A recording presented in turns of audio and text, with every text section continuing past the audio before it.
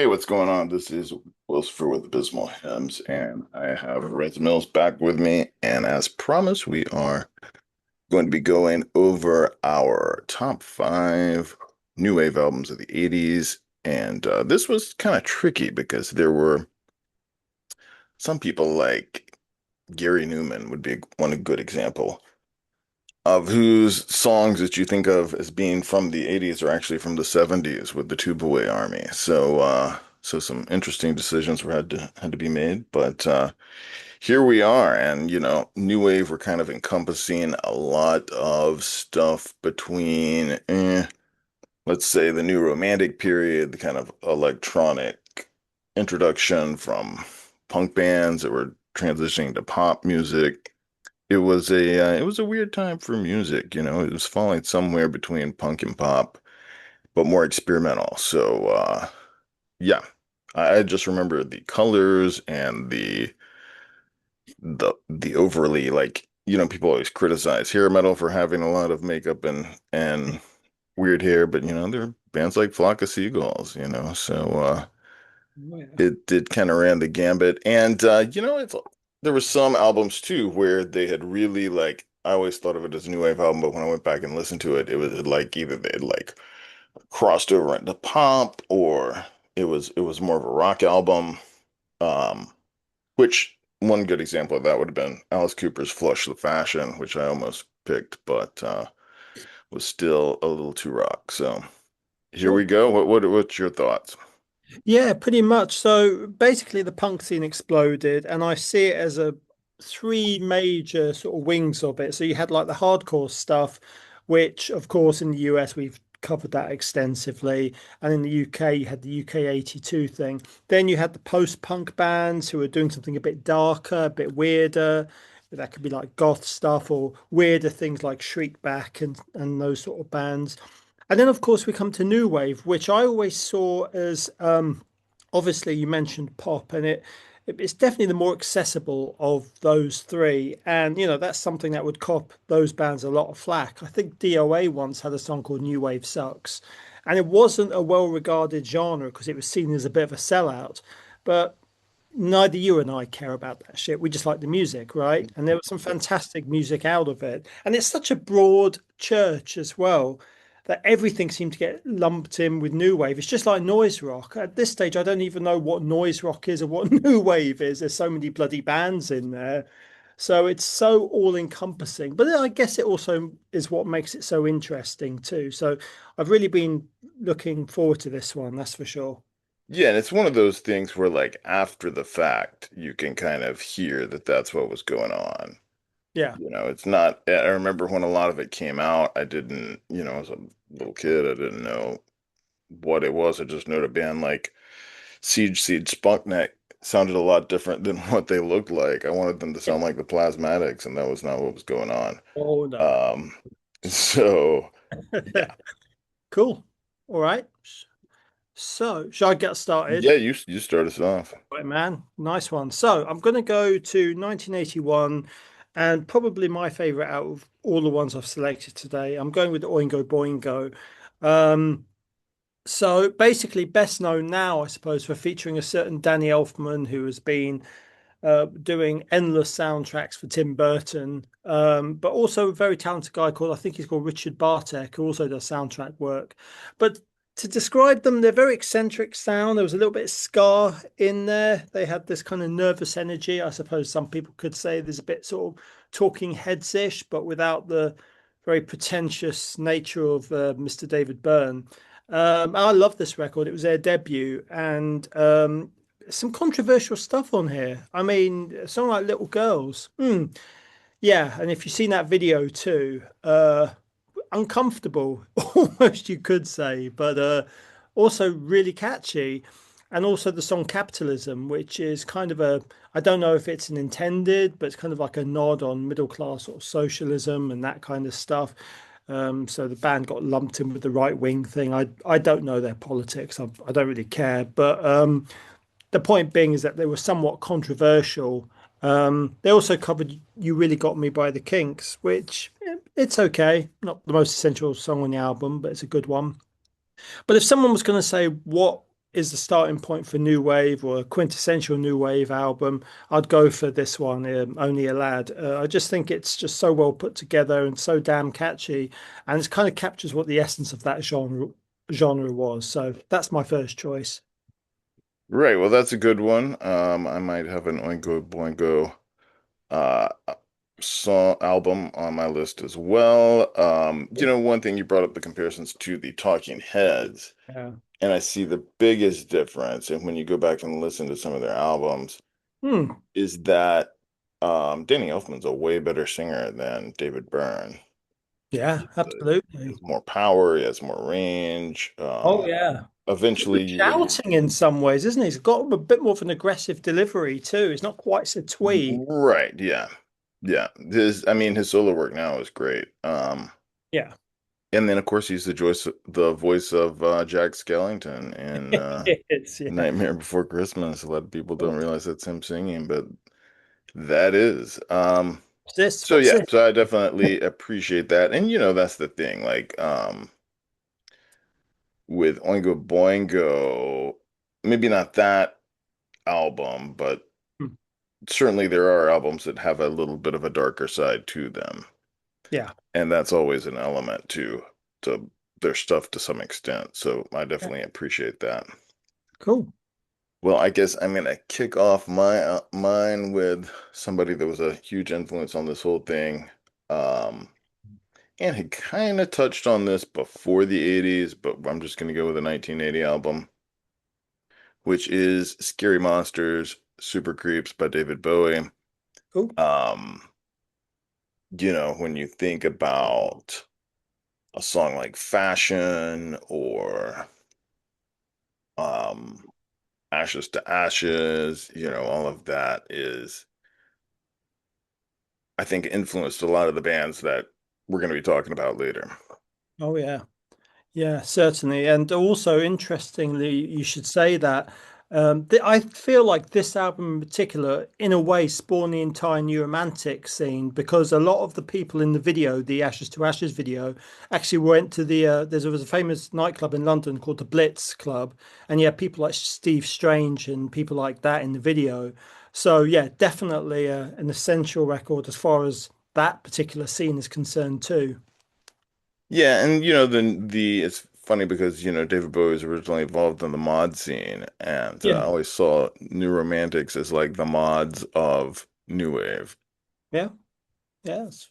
If we're, if we're really going to get defiling people into categories, For sure, yeah. Though I can which we see are. it's a cracking album. I mean, it's best known for Ashes to Ashes, but there's some really cool deeper cuts as well, like Teenage Wildlife and Up Right. the Yeah, it does Yeah. I would say it gets hard heavier. Like the title track is definitely getting into goth territory there. Oh, for sure, man. Yeah, yeah, it's such a good record. And his first album of the 80's, and what a way to open the decade, right? Right, which, shows that he always had his finger on or his ear to the pulse of what was going on. For sure, man. Yeah, great. Yeah, you can't beat a bit of Bowie, that's for sure. No. Cool. All right. Right. Well, okay, very cool. I'm gonna go for another LA band. I think I'm going to from LA, but the next ones certainly were. I'm talking about the Go-Go's, and wow, I see the Go-Go's as kind of in a way like an extension of girl groups from the '60s, like the Ronettes and the Shirelles and people like that. If they were transported to punk and new wave. Best known for having Belinda Carlisle, of course, who've gone to do a massive solo career. I actually have a soft spot for some of her solo stuff, although it's incredibly mainstream. And also that other brilliant vocalist, Jane Wielden, I think that's how you say her name. She was also very cool too. But yeah, the first album is the one I'm picking, and I think it's called Beauty and the Beat. It's just again, it's like Boingo in the sense of how catchy it is. It's fun. I think in a way a huge influence on a lot of the I suppose you could even say the Riot Girl stuff much later on because it wasn't exactly a common thing to have like an all girl band playing this kind of music. So they were quite pioneering in what they were doing. And there's so many amazing cuts on here. I mean, Our Lips Are Sealed, of course, which was co-written with the specials Terry Hall. How Much More, which is my favorite track. This Town, We Got the Beat. It's just like hit after hit after hit, what should have been hit after hit, in the same way that the Cars' first album was. It should have had that kind of impact in terms of sales. But yeah, I've just got such a huge soft spot for it. And if I'm going to listen to pop, it's going to be stuff like this. So that's my next choice: the Go-Go's and Beauty and the Beat. Cool. So, a lot of these bands were fueled by MTV, and it wasn't their doing. It was, that was like the prime marketing tool that came out in the 80's. Yeah. And these bands were kind of at the forefront of it before a lot of it got streamlined into pop music. And Mm. back when I guess a lot of this could be described as pop music was actually good and not a dirty word that meant, producers were writing your songs for you. Yeah. But Yeah. with that, you could make snap judgments on artists when you saw them. And the Go-Go's kind of fell into that with me because, um, when a lot of this music came out, I wasn't into it. It took some time. Yeah. In 1980, I was pretty much just listening to Kiss and Alice Cooper. So they were kind of like the antithesis of this. Uh, Yeah. yeah, so it wasn't my thing. So they're a band that, and they never really crossed over into like the goth nostalgia, because I know a lot of like goth nights get morphed into 80's nights. Mm. Um, and I've been to a lot of them, and I don't remember ever hearing the Go-Go. I guess they're too happy, maybe. Um, Well, infinitely, way, so way too. so maybe that's the problem, but I should give them a shot. I I mean, the like only some, band, I like the only Taylor Swift band, sometimes, so of it's, course. I think you would get a huge kick out of them because I know you have an appreciation for happy melodies and sort of bouncy, pogo-y type of thing. So I think you would definitely dig them. The only band that I can say that would have been in the happy camp with goth was that band. I think they were called Strawberry Switchblade. Uh, right, right. Or there's not maybe that's them and the only not thing. Switchblade Symphony. They were kind of, That's a bit different, yeah, yeah. or something like. I'm sure they were called. They had Rose Mc. Was McGovern, was she called? Like, no, I can't remember now. But she would go on to do stuff with the guys from Death in June and all those people. I can't Yeah, remember. I mean, I always thought that the Cranes were kind of happy a little bit. Sure. Yeah, I hear that for sure. Cool, but yeah, definitely give the Go-Go's another shot. I think you would you really get a big kick out of them. But start with this record. Okay. Um, I would say it's a more attitude laden, even though it's very poppy. And then dig into the other records. They don't have a huge catalog, so it won't take you long.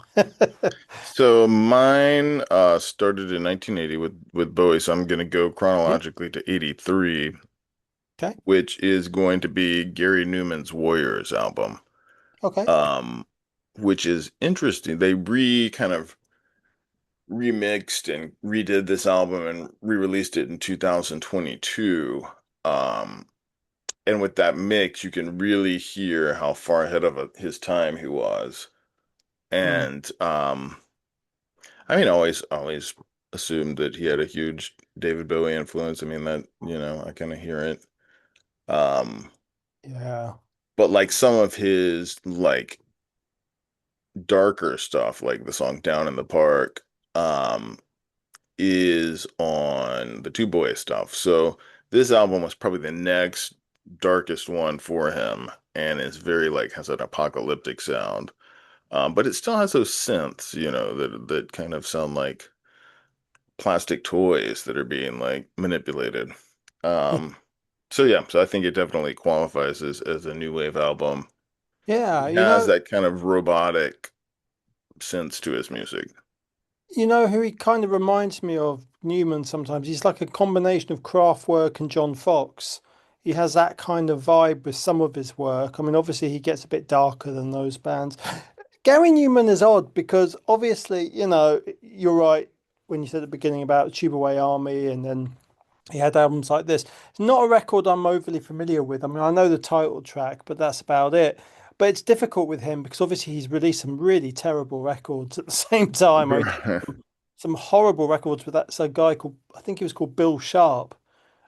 These really awful jazz funk albums, and God, they were bad. Mid 80's we're talking about. So he has done put some turkeys out there, but then Yeah. um, even by his own admission. But And yeah, he kind of saw this as the tip. This album was the tipping point because he had all the sure, musicians that yeah, he got from jazz projects, sure. but they were just more focused here. So I think maybe they lost focus after this one. I think so. I mean, Berserker's okay, but yeah, it's starting to get a bit dodgy after that. And then really, it wasn't until he started discovering Nine Inch Nails in the early to mid 90's that he, I guess, resurrected his career. So yeah, the last, I would say, solid, consistent Gary Newman album, Warriors, at least for another 10 years, you could say. Hmm. Yeah. Cool. Very Yeah, good. because then, remember Fear Factory covered Of Cars. So I course. think that kind of gave him a little bit of a nudge. Well, a bit of street cred as well, I Right. guess. Um, for sure. Absolutely. Nice one, man. Good choice. So I'm gonna go. Well, we you mentioned Gary Newman. I'm gonna go for a band that both of us like. Now I'm not sure if you like this particular record, but I always had a soft spot for it. I'm talking about With Sympathy by Ministry.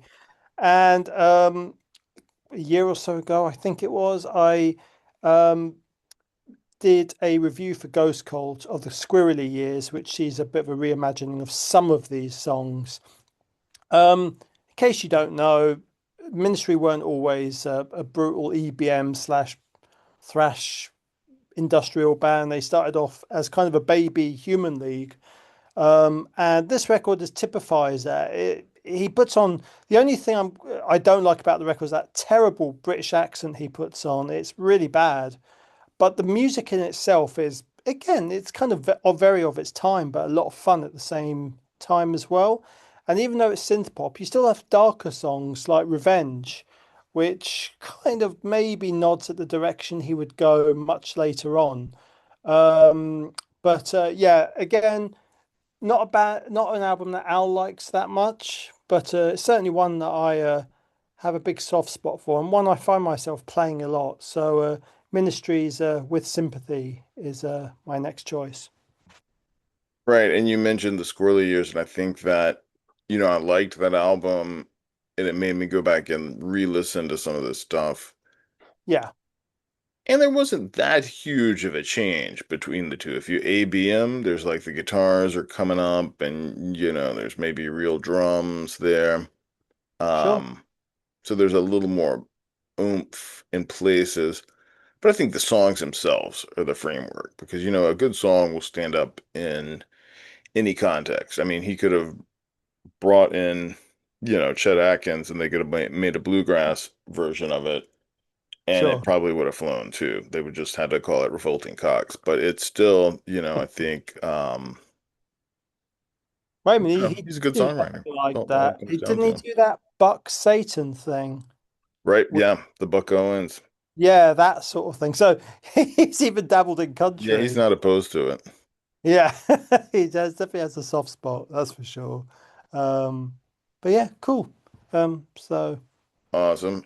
So my next 1983 album is going to be by a band who this is not my favorite album by them, hmm, but I like it. Oh, it there are some interesting sounds on it, and digging back into it, getting ready for this episode, it made me remember what, great songs are on it. So yeah, so I'm gonna go with The Hurting by Tears for Fears, wow. Okay. which Cool. it's their first album. They were, has songs like Pale Shelter on it, Hmm, and their kind of vocal interplay, I think, would get dialed in the most on my favorite album, which is Songs from the Big Chair. yeah. But yeah, and then they gradually turned into more of a rock band over the years. I saw them, I guess, 4 years ago, Okay. and they sounded great, and they're, great at what they do. Everybody just wanted you know, the shout hits, but you got to pay Yeah. your bills somehow. But I think that this album was definitely important to where the genre was going. Yeah, I actually like it a little bit more than the songs from The Big Chair, an album that I like. But yeah, this is a bit sort of more post-punk slash new wave, a bit darker in some ways. Not that that other record isn't, but I just that record was certainly more anthemic. This is an album that feels a lot more introspective. So maybe Right. Well, the they were reason going through why therapy, I think, when they made it, yeah, and that would explain it. that was a huge part of the creative process, I think, for this album. Right.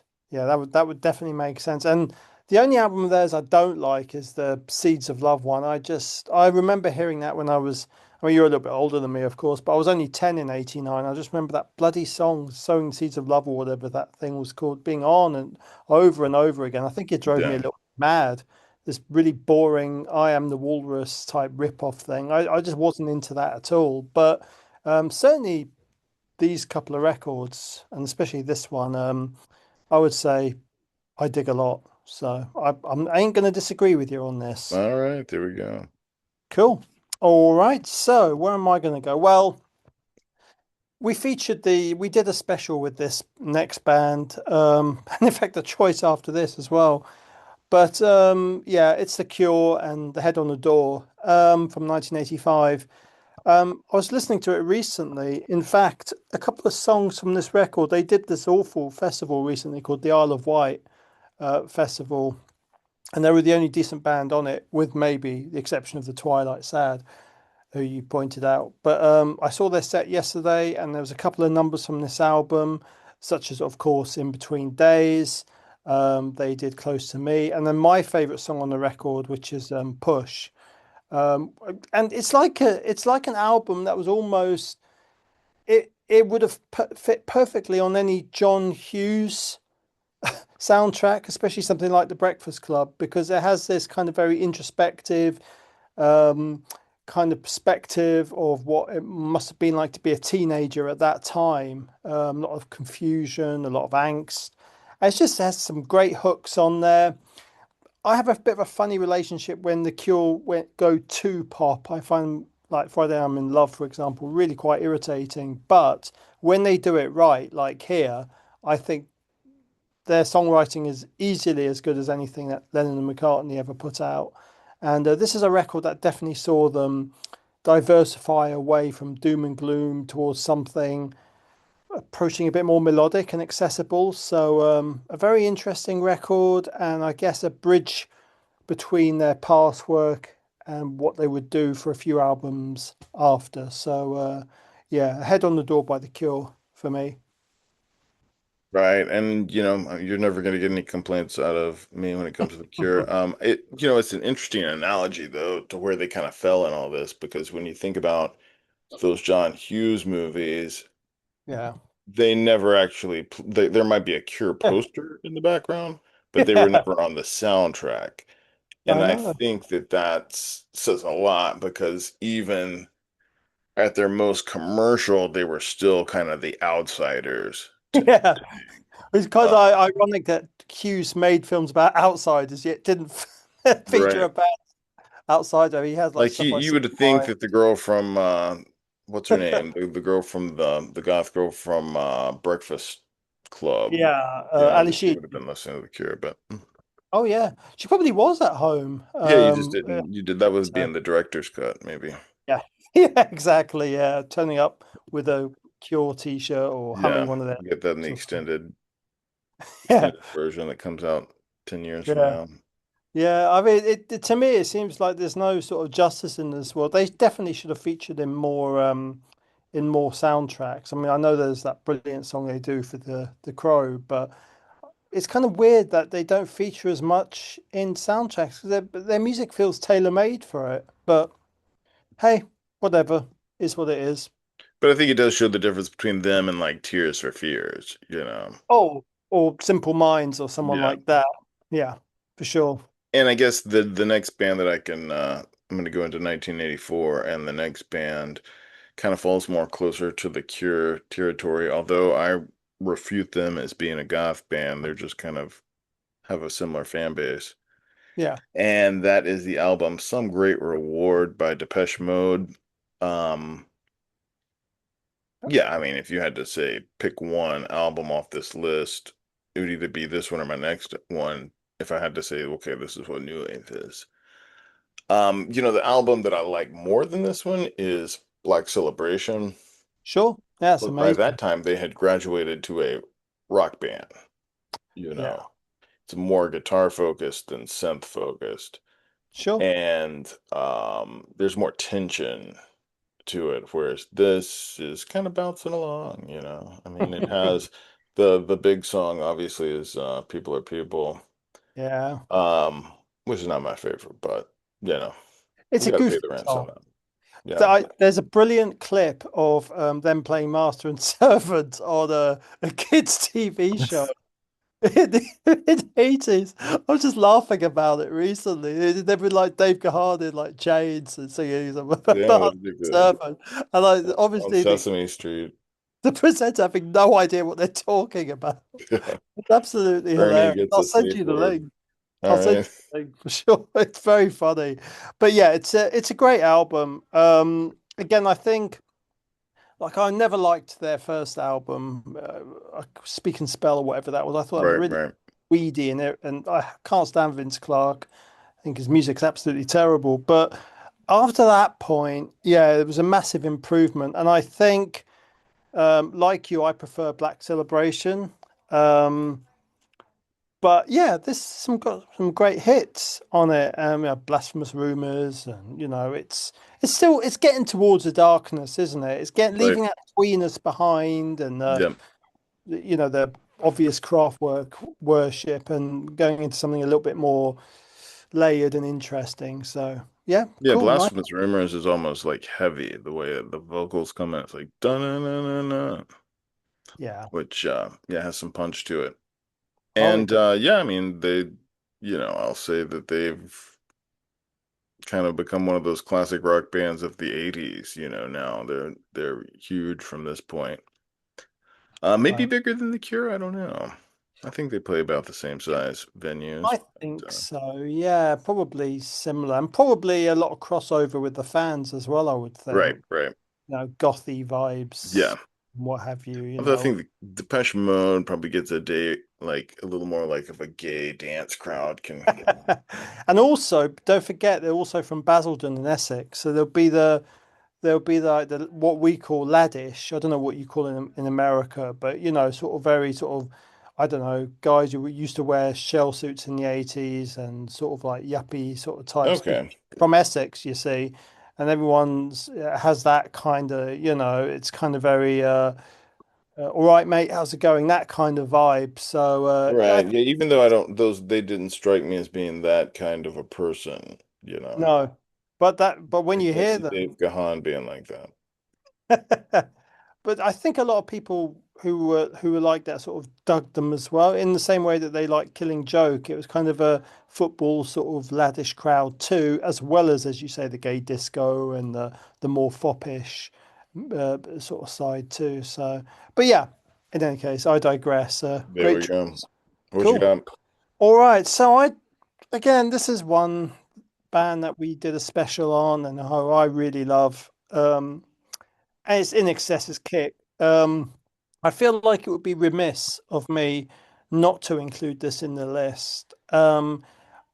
I think probably again, as with the Go-Go's, I think when people sort of slag off pop music, oh, it's all rubbish and stuff like Robin Thicke and whoever, it's like no, no, no, no. Go and listen to Kick by In Excess. That is it done superbly well. This is like I see it as like XTC meets the Rolling Stones meets Chic. It's just funky. It's got sex appeal. It's just so danceable. Um, it's got everything. I mean, obviously Hutchins was a pin-up, but the musicianship was absolutely first rate. For me, I don't think they ever bettered this album after this, although they did a couple of good ones. I feel like this was them at their zenith, and just hit after hit. You know, Never Tear Us Apart, Mystify, Need You Tonight, Devil Inside, New Sensation. I mean, just banger after banger, and I think probably their best-selling record. Mhm. So yeah, I mean, to me, it's just like a an absolute masterclass of 80's alternative-ish, certainly new wave, but also pop. Um, so yeah, In Excess's Kick from 1987 is my final choice. Yeah, it's kind of like New Wave meets the Rolling Stones, I Yes, would say. very much so. Yeah, Um, but yeah, I mean, we did a whole episode on NXS, so I think you yeah, guys know how I feel about this record. If not, you can find it below. But yeah, I mean, it's definitely their yeah. fully realized selves. Um, which, for better or worse, that might have been what, if they never got that big, then Michael might still be alive. Who knows? I don't know. It's kind of yeah, it's a mixed blessing, I guess. Bless him, but who knows? Yeah. It's how it goes, how it goes. Mm, All right, before we get Zuckerberg or zoomed out, probably get Zuckerberg too if we put this on Facebook. But I am gonna bring it back around to where we started, kind of with a album from 1985, and I'm gonna go with Oingo Boingo's Dead Man's Party, nice. Yep. um, which is almost like their version of Kick, I think. You know. It's the if you go into a in America we call them Spirit Halloween stores, but if you go into a Halloween store, you're gonna hear certain songs from this album played ad nauseum. Um, Yes. and yeah, and speaking of soundtracks, Weird Science is on is on this one. So Yeah. um, I mean, he certainly did get in bed with Hollywood, so it's. Yeah. Didn't they feature in that film Back to School as well with Rodney Dangerfield? I'm sure they featured in that. I wouldn't. They were in a lot of movies in the 80's, Yeah. at least on the Seems to be soundtrack. the go-to band. So, but I mean, regardless of how you feel about um them paying the rent in the 80's, I would say Yeah. that it's just great songwriting. And Absolutely. I think Yeah. that his voice sounds fantastic. That's the key to no matter what kind of music it is, for me, is there an element of darkness to it? How's the vocals and how's the Mhm. songwriting? And this checks off all the boxes. It certainly does. Yeah, it's a cracking tune. I mean, just another day, that's a great opener. Then you mentioned Dead Man's Party, the track. Weird Science, of course, famously with the film of the same name. Yeah, it's definitely I would say it's the darkest in a way of all their albums, but also the They're most most Halloweeny. yeah, well, I was gonna say and slightly theatrical and pantomimey too. Which Um makes sense considering mm, the direction he would go in.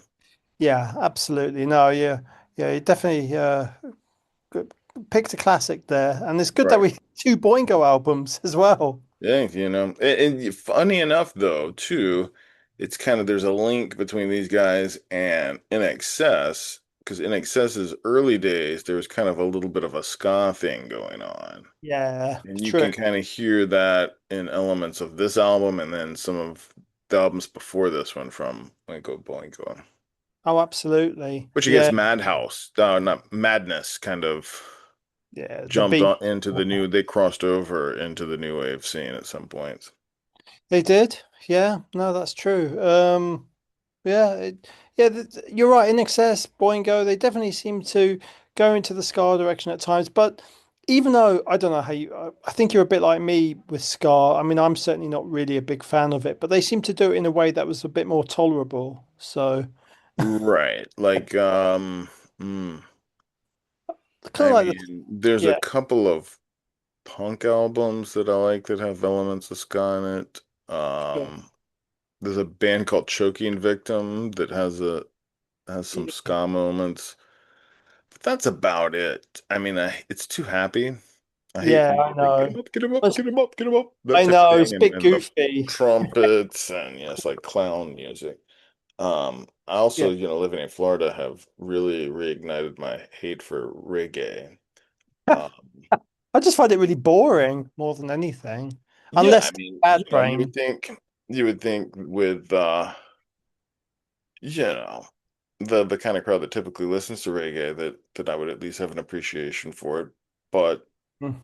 no, I mean, I'd rather listen to Pink Floyd on those occasions than reggae. That I doesn't, think I think my only foray into it is actually dub stuff. I like dub because it's a yeah, bit bass heavy and darker and all encompassing. Whereas reggae itself, I don't know. I mean, it sounds really bad of me to say this, but it sounds a little bit similar. Like I can't really tell one song from the other, one artist from the other. It's just so boring and meandering. The only person who does it well is probably HR. right. I Yeah, I like, mean, Bad Brains would incorporate a little bit of that. but actually do it well. Yeah, I mean, I do like the 40 Ounces to Freedom album by Oh, Sublime. Sublime, yeah. Yeah. But yeah, that's about it. Maybe Fishbone for me would be another exception, but I yeah, mean, once I saw Primus opened up for Fishbone, yeah. and I left during Fishbone. But Oh, really? yeah, You weren't it's not my taken. thing. Fair enough. A little too happy. Fair dues. I wanted the damn blue collar tweakers, and I was getting Yes. When you wanted Winona's bit right Beaver, whatever that something. song. It was dark. Well, it was on the Sailing of the Seas of Cheese tour, so Oh, yeah. they hadn't evolved into that yet. But No. yeah. Fair But dues. yep. So there you go, guys. If you should check out all of these albums if you're not too familiar with New Wave. If you are, and you're a goth DJ trying to pass it off as goth on your goth nights, then go listen to them too. You can probably find something to mix or whatever, but hit all the right buttons of liking and subscribing. And I think so. This is just a surprise, but it's something I know we got to do Hmm. is break away from the 80s for an episode next week and do our top five albums of 2026 so far. Oh, wow. Okay, that's going to be a challenge. I'm up for it. I mean, you can find five, I'm sure. I'm sure I can. Yeah. I'm sure I can. I don't want people to think I'm this Yeah, I mean, curmudgeon. I've just had to bust out like five lists of 10, so I'm sure I'll bring I out can some. I'll catch up to speed on what you missed. But all Right. right, so we'll see you guys at that time.